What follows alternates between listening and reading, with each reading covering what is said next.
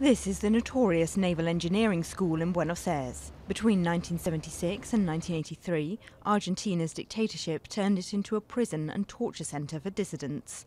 Around 5,000 people died here in the period now known as the Dirty War.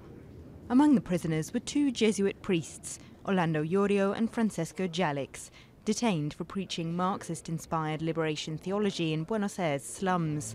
Their families asked the then head of Argentina's Jesuits, Jorge Mario Bergoglio, now Pope Francis, to help get them released. Some now allege he turned a blind eye to their plight, or perhaps did worse. Obviously, it is an episode that isn't clear. What was his role during the dictatorship? And as I said, Yorio died convinced that he had been given up by Bergoglio to the repressive regime. The other tortured priest, Francisco Jalix, is still alive and has said he does not blame Bergoglio for his detention.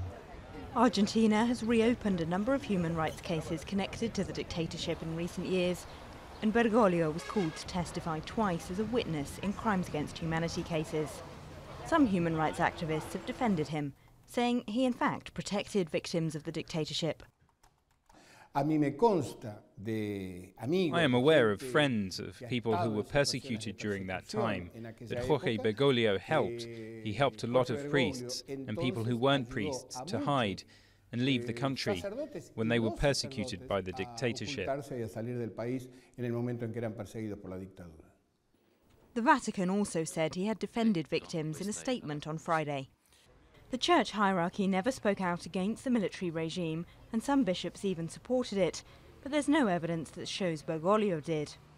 Many who lived through the period defend Pope Francis today. They say the climate of fear and personal risk at the time made it impossible to speak up.